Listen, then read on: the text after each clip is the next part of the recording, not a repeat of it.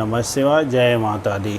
हम लोग लगनानुसार ग्रहों के फल को पढ़ रहे हैं, जिसमें धनु लग्न में सूर्य का फल हमने पिछले दो अध्यायों में देख लिया था वीडियो में।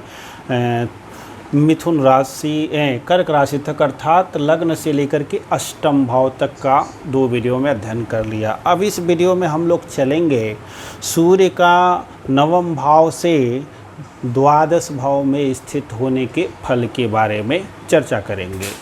तो सर्वप्रथम हम जान लेते हैं, जो दर्शक नए हों, कि लग्नेश गुरु होता है और गुरु पूर्ण योगकारी है। एक नया तथ्य जान लीजिए, यद्यपि आज तक कहीं नहीं मिलेगा, गुरु को योगकारी ही बताया गया है। और बहुत सारे लोग तो द्विक के अंदर तो दोष भी लगा देते हैं। अब गुरु को द्विक के अंदर तो दोष लगा दीजिए शनि, और उसके बाद से मंगल को द्वादश का दोष लगा दीजिए, शनि को मारक बना दीजिए, बुध को द्विक के अंदर सुख का दोष लगा दीजिए, शुक्र को परम पापी है ही बना ही देना है, चंद्रमा को अष्टमेश बना ही देना है, फल तो वहीं का करना है। तो फल करेगा कौन? तो क्या धनु लग्न बेकार हो गया? तो फिर सारे विद्वानों ने कहा क्यों है कि होता सुखी नर जिसका होता धनु लग्न। और कुंडलियों में सबसे अधिक भाग्यशाली इसको बताया गया शर्तों के साथ। यदि लग्न बली हो और लग्नेश बली हो तो सारी कुंडलियों में सबसे उत्तम कुंडली कहा गया, इसलिए कि ये सर्वाधिक शुभ ग्रह के स्वामी लग्नेश गुरु बनते हैं। और दूसरा कि गुरु की यह मूल त्रिकोण राशि भी धनु बनती है। धनुष हमारे लिए लक्ष्य पे सदैव केंद्रित है, और जिसका ये मंगल है ये है पंचम त्रिकोण का स्वामी, और सूर्य बनते हैं नवम त्रिकोण का स्वामी, जो स्वयं धर्मेश भी बन जा रहे हैं। और सूर्य अब दोनों त्रिकोणों में 2 बली ग्रह, एक सेनापति, एक ग्रहों का राजा, और यहाँ ग्रहों का मंत्री ही लग्नेश है। तो यह कुंडली क्यों न सर्वोत्तम होगी। लेकिन अब शर्त है, ज्योतिष है, कहने के लिए है ये शर्त ये है कि अकेले यदि लग्नेश बिगड़ जाए और लग्नेश पाप पीड़ित हो जाए तो ये ऐसे व्यक्ति, जो कहा गया, उल्टा फल हो जाता है। धार्मिक होंगे नहीं, धार्मिक होने का दिखावा करेंगे, पूजा कम करेंगे, टीका चंदन अधिक लेप लगाएंगे, खूब बाल वाल बढ़ा के झोटा वोटा बना के खूब यहाँ त्रिपुंड लगा के खूब चलेंगे। लेकिन पता चलेगा कालनेमी के जैसा ही ज्ञान होगा, राम राम वो ही जप रहे होंगे। तो मैं किसी की आलोचना नहीं कर रहा, ये समझाने के लिए है। उसके बाद से है कि गुरु बड़े महत्वपूर्ण बन जाते हैं। आइए देखते हैं, सूर्य पंचम में स्थित अपनी स्वराशि सिंह में स्थित हैं, नवम भाव में स्थित हैं, तो क्या फल होगा। गुरु सूर्य के बारे में हमने पहले जान लिया है कि सूर्य अशुभ ग्रह भी है, नैसर्गिक रूप से क्रूर ग्रह भी है, और साथ में भाग्येश भी है, लग्नेश का मित्र है। कारकत्व इसके हैं, हड्डियों का कारक है, यश प्रतिष्ठा धन सब, आत्मा स्वास्थ्य, ये सब का कारक सूर्य बनते हैं। तो पित्त के कारक आयुर्वेद में देखेंगे तो पित्त के कारक बनते हैं, और ये अस्थाई कारक लग्न के और नवम भाव के होते हैं। तो कारको भाव नाशाय सूत्र क्या यहाँ लगाएंगे? यहाँ नहीं लगेगा। क्यों? क्योंकि इनकी स्वयं की अपनी राशि है, और यदि सूर्य यहीं पे स्थित हो जाए, भाग्य भाव में स्थित हो जाए, तो अकेले ही अन्य ग्रह इधर उधर स्थित भी हो जाएंगे। ये जीवन चलाने के लिए पर्याप्त है। ये इस जन्म और पूर्व जन्म दोनों को अच्छा बता रहा है। ये कह रहा है कि अगला जातक जो है, जब ये पूर्व जन्म से ही पुण्य लेके आया। भाग्य बनता कैसे? भाग्य पूर्व जन्मों के हमारा पुण्य है, वही आज भाग्य के रूप में दिख रहा है, और कुछ हम लोग भोग रहे हैं, कुछ नया कर्मों के द्वारा जोड़ रहे हैं। तो जो संचित हो जाएगा वही अगले जन्म का भाग्य बनेगा। तो ये जो प्रारब्ध है पूर्व संचित पूर्ण, ऐसे जातक का बहुत अधिक होगा। तो क्या होगा? ये पिता का नाश नहीं करेंगे, बल्कि पिता की आयु की वृद्धि करेंगे। हाँ, क्योंकि स्वराशि के हैं। तो ऐसा जातक परम भाग्यशाली होगा। अंबानी वगैरह के परिवार में जन्म ले सकता है, ठीक है। अंबानी के परिवार में नहीं भी जन्म लेगा, मजदूर के भी घर में जन्म लेगा, तो मजदूर जो इसका पिता है वो स्वस्थ होगा, नियमित कमा के लाता होगा और ठीक ठाक होगा। पिता से इसका मेल जोल अच्छा रहेगा, सुखपूर्वक जिएगा, बंधुओं का सुख भी इसको प्राप्त होगा, जातक पराक्रमी भी होगा। लेकिन खेल कूद आदि में बहुत अच्छी रुचि रहेगी, तो कह सकते हैं खेल कूद में तो रहेगी, लेकिन कला आदि के क्षेत्र में तो कहेंगे कि कोई बहुत अच्छी रुचि कला आदि में नहीं रहेगी। अनुशासित बहुत होगा, धार्मिक भी बहुत अधिक होगा, ये अवास्तव में धार्मिक होगा। उच्च शिक्षा प्राप्त भी होगा, और साथ में देखेंगे कि पुत्रवान भी होगा, विवेकी भी होगा। अब जब ये यशस्वी भी होगा, क्योंकि भाग्य का धनी है, यशस्वी भी होगा और थोड़े भी ग्रहों की स्थिति अच्छी ठीक ठाक हो गई तो पत्नी के लिए देखेंगे, भावात भावन को लगा देते हैं तो पत्नी पराक्रमी हो जाएंगी। और माता की आयु में भी वृद्धि करेगा, माँ इस भाव से छठे हैं। और क्या करेगा, पुत्र की शिक्षा भी काफ़ी उत्तम होगी, पुत्र भी अच्छे होंगे और शिक्षित होंगे, विवेकी होंगे, संपन्न होंगे। लाभ निरंतर बना रहेगा, लाभ की वृद्धि होती रहेगी और विदेशों आदि से भी ठीक ठाक स्थिति बनी रहेगी। कुटुंबी जनों से भी बनता रहेगा। भाई बहनों से थोड़ी सी स्थिति खटपट हो सकती है, बहुत अधिक नहीं। अब सूर्य को जो कारकत्व तो सूर्य की बताए गए पहले, वो स्वास्थ्य उत्तम होगा, हड्डियां मजबूत होंगी, जातक काफ़ी दृढ़ निश्चयी होगा और एक पग जो निर्णय ले लेगा उस पर अटल रहेगा। अब राजनीति आदि में भी अच्छी पकड़ रहेगी और राजनीति वगैरह करता है तो अन्य ग्रह यदि सपोर्ट करते हैं, लग्नेश पंचमेश, तो मंत्री आदि भी बन जाएगा और जैसी स्थिति होगी। अब इसको दसम भाव में लेके आते हैं। यहाँ ग्रह ये सूर्यदेव दिग्बली हो जाते हैं, कन्या राशि के हैं, मित्र राशि सम राशि है बुद्धि इनकी, बराबर दोनों पिता पुत्र हैं, साथ ही रहते हैं, दोनों एक दूसरे को पसंद करते हैं। तो यहाँ पे आगे दिग्बली हो जाते हैं। ऐसा जातक उच्च पदवी प्राप्त जातक होगा, भाग्यशाली भी होगा और जातक के पास भूमि भवन वाहन सब होंगे। जातक राजा होगा या राजा के तुल्य यशस्वी होगा, अर्थात IAS PCS उच्च अधिकारी, ये सब जातक होगा। और ये कहें कि इसकी बुद्धि आदि भी ठीक रहेगी, पुत्र आदि भी इसके अच्छे होंगे, पुत्र आदि की उम्र भी अच्छी होगी और हड्डियां मजबूत होंगी, स्वास्थ्य अच्छा होगा। ये ऐसा जातक भी मतलब अच्छा ही अच्छा है, कुछ खराब नहीं है।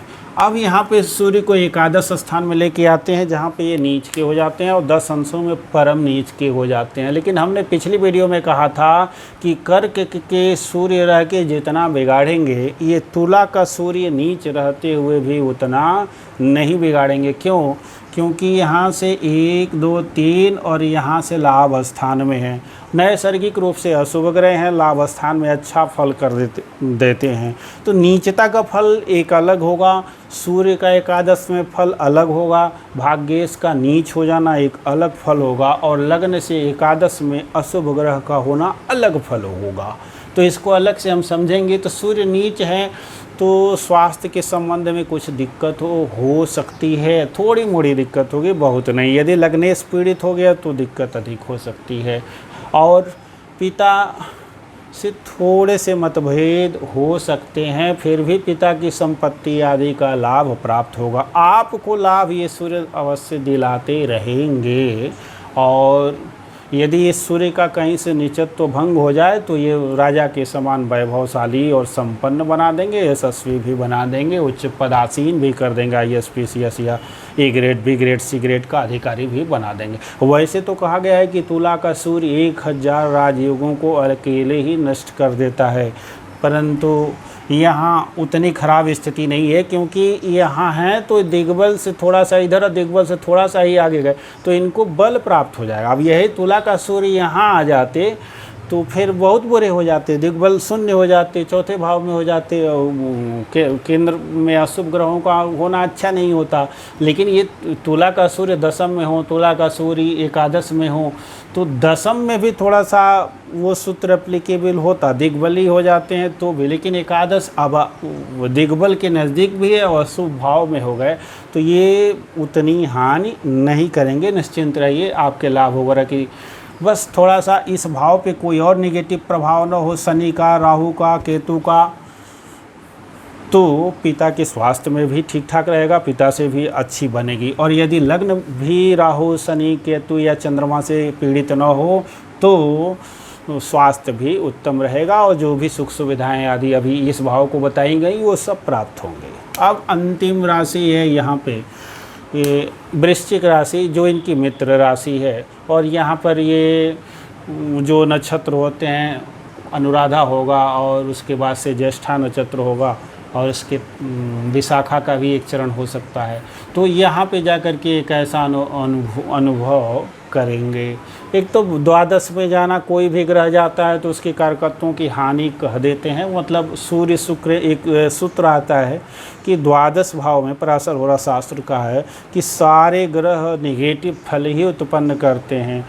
उसमें भी विशेष करके सूर्य शुक्रेंदु राहव, श्लोक का अंतिम लाइन है। सूर्य 1 नंबर पे, उसके बाद शुक्र, उसके बाद इंदु माने चंद्रमा, उसके बाद राहु, ये विशेष हानि करते हैं। कहते हैं क्यों? तो आप देखिए ये इसकी निगेटिविटी क्या है। तो एक तो यहाँ से चौथा है, तो पिता के स्थान के लिए और भाग्य के स्थान के लिए बहुत अधिक हानि नहीं कह देंगे स्थान के अनुसार, लेकिन द्वादश में गया तो कुछ न कुछ परेशानी तो अवश्य होगी। हो सकता है कि पिता बहुत धनवान न हो और आप बहुत अधिक भाग्यशाली नहीं रहेंगे, फिर भी भाग्य की बहुत हानि भी नहीं कहेंगे और पिता से बिल्कुल ही विद्वेष भी नहीं कहेंगे। लेकिन इन स्थानों के देखिए आपके लिए हानि हो गया विशेष। लग्न से द्वादश है और अशुभ ग्रह है, तो इस भाव की विशेष हानि करेगा, अर्थात स्वास्थ्य में विशेष दिक्कत पैदा करेगा। हड्डियां कमज़ोर हो सकती हैं, बाएं नेत्र में विशेष परेशानी हो जाएगी। और यदि और भी दुष्प्रभाव राहु केतु शनि आदि का हो तो बाएं नेत्र की ज्योति भी जा सकती है। उसके बाद से रोग रिपु ऋण वाले भाव पे भी देखेंगे। ये हॉस्पिटल वगैरह का भाव है, विदेश आदि में सफलता प्राप्त करना चाहते हैं तो ये अपनी दशांतर दशा में निश्चित ही परेशानी पैदा करेंगे। खर्चे बहुत ये बढ़ा चढ़ा करके रखेंगे। और रोग जब देखेंगे तो पित्त जनित रोग हो सकते हैं, बुखार हो सकते हैं। और फिर यहाँ से कमर आदि को देखेंगे तो कमर आदि में दर्द की भी संभावना हो सकती है। ये भी स्थितियाँ देखेंगे। पत्नी के बारे में देखेंगे तो यहाँ से छठा है और यहाँ से छठे होने के कारण भी, और आप इसको सैया सुख भी देखते हैं, तो वैवाहिक जीवन में भी ये बहुत अच्छा नहीं माना जाएगा। कुछ न कुछ पत्नी से भी मतभेदात की स्थिति रहती दे सकते हैं ये। और इससे पत्नी से तो विशेष परेशानी नहीं, लेकिन पुत्र के लिए विशेष परेशानी है। इस भाव से आप देखेंगे तो इस भाव से 7 1 8 8 में चलेगा इस भाव से, तो 2 ये त्रिकोण है, यानी बुद्धि की भी हानि कहेंगे, बड़े निवेश की हानि कहेंगे, पुत्र और संतान के आयु की हानि कहेंगे। और फिर कहेंगे कि पुत्र आदि से अनबन भी हो सकती है, अलगाव हो सकता है, पुत्र आदि की आयु भी कम हो सकती है, मतलब संतान की, और संतान प्राप्ति में बाधा और डिले भी ये कर सकते हैं। और आपकी बुद्धि के लिए भी ये नुकसानदायक हो सकते हैं, आपकी शिक्षा प्राप्ति में भी ये बाधा दे सकते हैं। तो इसीलिए आपके जो 2 त्रिकोण हैं इनसे ये विशेष हानिकर पोजीशन में है। इसीलिए 12वें शुक्र को विशेष, 12वें सूर्य को विशेष हानिकारक पराशर जी ने कहा है। और देखने में भी ये आता है। एक जातक हमारे परम मित्र हैं और उनकी यहीं शनि है और यहीं सूर्य है, यहाँ से इनकी दृष्टि यहाँ पे है, तो बहुत अधिक योग्य रहने के बाद भी इधर उधर पूरी शनि की महादशा में इधर उधर भटकते रहे। शिक्षा क्षेत्र में फिर वकालत में आए, नहीं ठीक ठाक हो पाया। अंत में यहाँ पे उनका मंगल था, मंगल सूर्य का परिवर्तन था। हमने अपना जब मूंगा उतारा वो मूंगा उनको दे दिया और यहाँ से उनके भाग्य में मंगल ने काफ़ी परिवर्तन कर दिया। संतानें आदि संघर्ष कर रही थी, अब संतान धीरे धीरे परिश्रम करके उचित रोजगार की ओर जाने की ओर कोशिश कर रही। हमने इसी को किया क्योंकि शनि इसको भी पीड़ित किया, शनि इसको पीड़ित किया, शनि इसको भी पीड़ित कर दिया। स्वगृह शनि रहते हुए बड़ा लंबा कुटुंब है, तो कुटुंबों का अच्छा शनि ने दिया, ठीक ठाक है, लेकिन इसको कमज़ोर किया, इनको कमज़ोर किया, इनको कमज़ोर किया। और हृदय रोग की भी संभावना बनी रहती है। तो लेकिन है नहीं, जांच करने पे आए नहीं, मंगल को बलि कर दिया गया, इसलिए क्योंकि हृदय के स्थान ये भी है, तो मंगल को बल देने से हृदय को बल भी प्राप्त हो जाएगा, पंचमेश बलि हो जाएगा। और पंचमेश से युत व दृष्ट जो ग्रह हैं वो राजयोगकारी हो जाते हैं, ये सूत्र है। पंचमेश शुभ हो या अशुभ हो, तो दोनों स्थितियां देखना है। तो यही कहा कि मेरे साथ जब बने रहेंगे ना, तो बहुत सारे ज्योतिष सूत्रों की इसी बीच बीच में चर्चा भी होती रहेगी। उदाहरण से कहीं न कहीं कुछ न कुछ, किसी वीडियो में कुछ याद आ जाता है, किसी वीडियो में कुछ याद आ जाता है, तो कुछ विशेष सूत्र भी आपको प्राप्त हो जाएंगे और उनकी व्यवहारिक उदाहरण के द्वारा आपको समझने को भी प्राप्त हो जाएगा। तो वीडियो को अंत तक देखा करें, विशेष लाभ प्राप्त होगा। चैनल को सब्सक्राइब करें, वीडियो को लाइक करें, और कहीं कोई परेशानी हो तो कमेंट बॉक्स में कुछ इस वीडियो से संबंधित जो है कमेंट करें, उत्तर अवश्य देता हूँ। धन्यवाद।